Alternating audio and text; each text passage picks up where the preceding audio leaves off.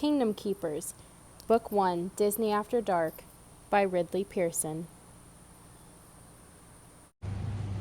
Hi! Hope everyone's doing good with everything that's going on right now.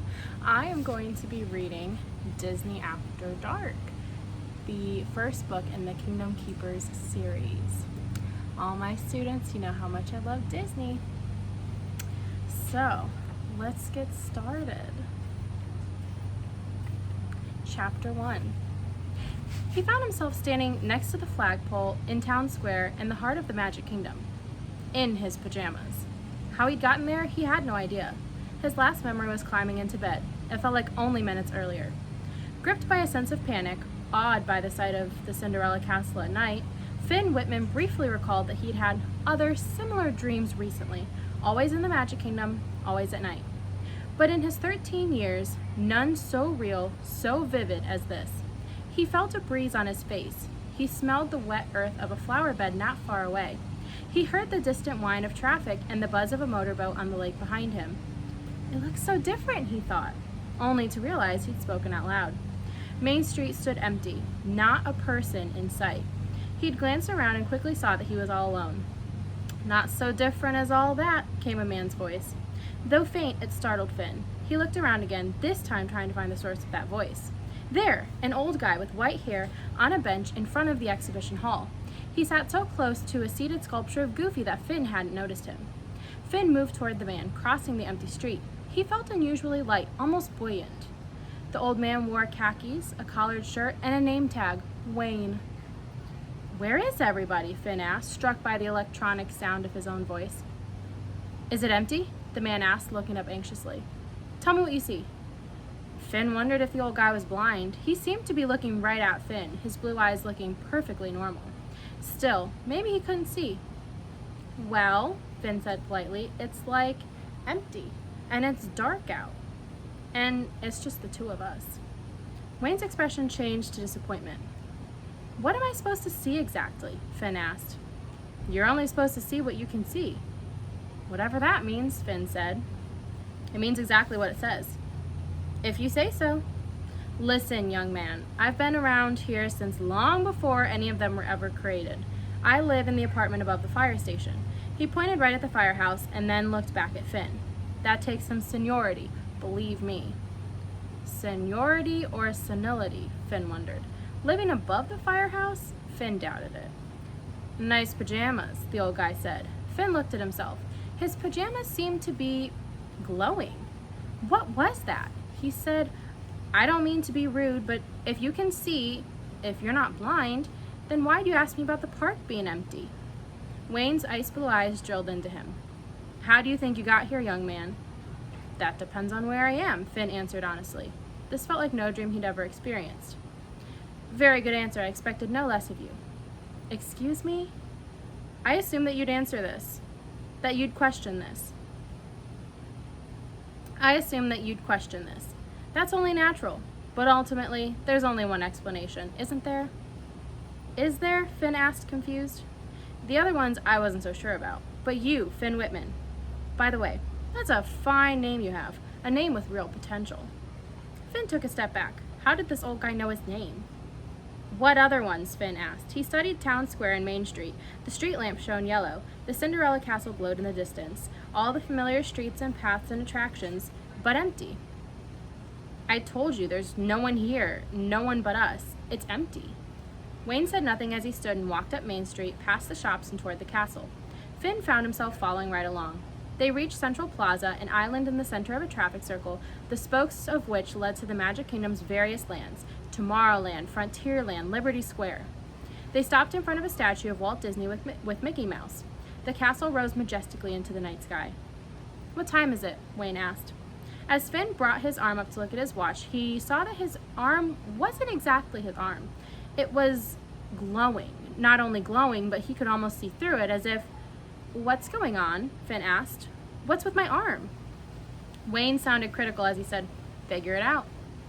He then reached into his pocket and removed what looked like a remote control for a car, a small black plastic fob with a single red button.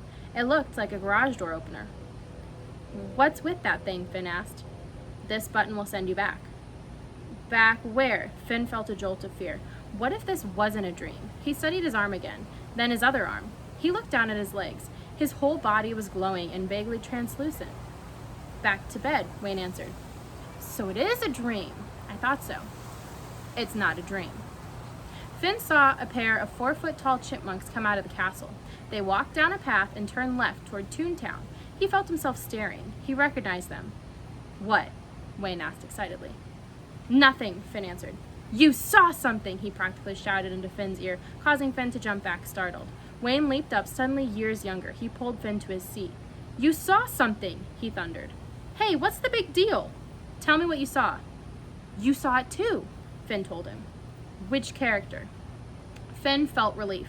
Wayne knew Finn had seen a character, which had meant he'd seen it too. He was clearly playing some kind of game, making Finn actually name the character, but Finn was good at games. Which character did you see? Finn asked. You want me to push this button? Wayne threatened. Did he? Finn wasn't so sure. If it was a dream, the black remote control fob represented a way out. When was the right time to use it? He hoped to stretch this out a minute longer. It was fun here. He glanced around the sound of footsteps. Goofy went tearing past them, not 30 feet away, and headed into Frontierland. Wayne never moved, never looked in Goofy's direction. You're playing games with me, Finn said. Am I?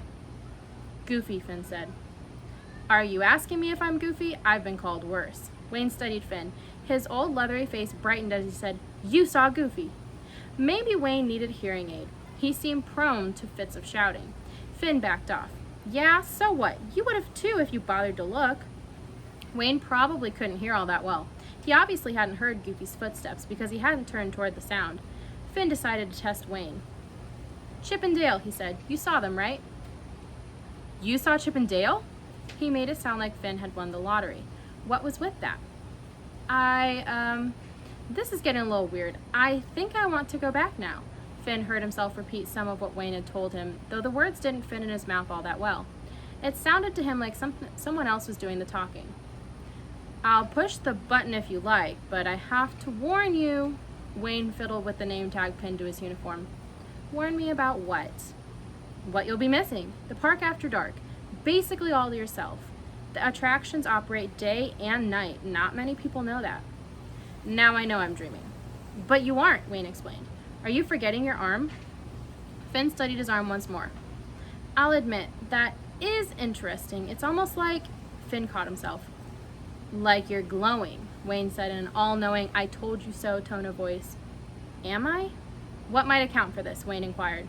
Finn understood somehow that a lot hung on his answer. His imagining this place, or dreaming it, or whatever was happening to him. His ability to stay here, to return. He wasn't quick to answer. He didn't want to face what Wayne was suggesting. I give up, he said. No, you don't, Wayne protested. You would never have been chosen for this if you were the kind who gives up on things. You're a finisher, Finn. That's what I liked about you from your first audition tape. Stunned by what this old guy had just said, Finn felt his mouth go dry. How did Wayne know about his audition tape? Exactly how complicated could a dream get? Who are you? Finn blurted out. I'm Wayne. I work here. I was one of the first people hired by Walt Disney to imagine this park. The rides, the attractions. They call us Imagineers. You knew Walt Disney? Finn tried not to sound impressed. He was my boss, you might say. At any rate, he's the reason I'm here. The reason you're here. Me? I know this can't be easy. It's a dream, Finn said, thinking, what's so hard about a dream? No, it's not a dream, Wayne said. Take a look at the moon. Finn didn't answer. Wayne's voice became more severe. I said, look at the moon. Finn had to turn around to locate the moon. A half moon, like a crooked smile, hung well above the horizon. When you wake up, when you think you wake up, take a look outside the window. You'll see the same moon and you'll know. Know what? Finn asked. That you were here, sitting here in Disney World with an old guy named Wayne. You're telling me this isn't a dream? Finn felt his words catch in his throat. We've got a problem, a big problem, a problem that affects not only the park, but the world outside the park. We call them the Overtakers. The what? Finn didn't like the sound of that. Wayne said urgently, you need to contact the other hosts, all 4. Arrange to meet them here at the same time. That will mean all of you going to bed, going to sleep, fairly close to the same time, within a half hour of one another. Tell them that. That should work, I think. What are you talking about? There's a fable, a story, a puzzle of sorts that was left in case of a problem like this. It's called the Stonecutter's Quill. A problem like what? Finn felt totally confused. The Stonecutter's Quill. The title had an eerie sound. Just then, Tom Sawyer came out of Frontierland and headed up a long ramp into the castle. Is that really the Tom Sawyer? Finn wondered. The barefoot boy was smoking a pipe with a long stem. Wayne did a good job of not reacting, of pretending he didn't see the kid. Wayne said, "The puzzle has to be solved to be understood.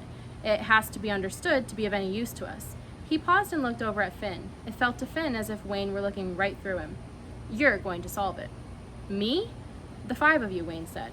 Finn jumped away from the man. Again, he thought, how complicated can a dream get? If Wayne was only part of the dream, how could he possibly know about the other 4 hosts? How could he talk about Finn's audition tape the way he had? It was all related, all rolled into one, but Finn couldn't sort it all out. Finn said, "You're talking about MGM Studios." "Of course I am," Wayne said. "You see, I knew you were the right one. You're the leader, Finn." "I don't have the slightest clue what you're talking about," Finn said. "Nice try, but of course you do. You know exactly what I'm talking about. You just don't want to face it. Perfectly understandable. That will change." "A fable," Finn said, testing him again. "Could a dream remember itself?" "The moon," Wayne reminded him. "Don't forget the moon." "I won't." "All 5 of you, I need you together. Here. All in the same place at the same time.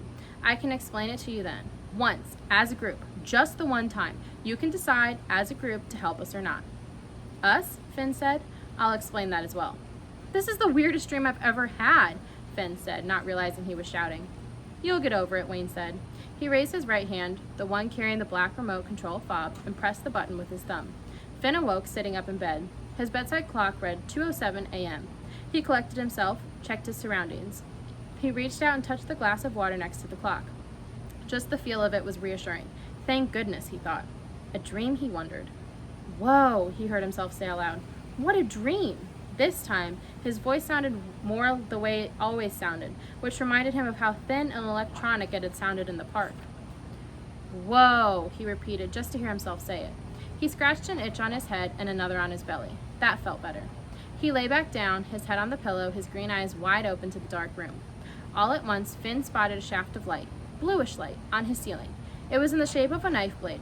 Moonlight. Finn slipped out of bed with trepidation. He crept toward the window, afraid to look. The closer he got to it, the more his face was bathed in that pale light seeping through the small crack in the curtains. Finn raised his arm and caught a sight of his watch. His arm appeared solid. It did not glow and shimmer the way it had when he was with Wayne. That came as a relief. Finn parted the curtains. There, out the window, hanging in the exact same place in the sky, where Wayne had pointed out to him, Finn saw the curving smile of a half moon. Could he have known that in his sleep?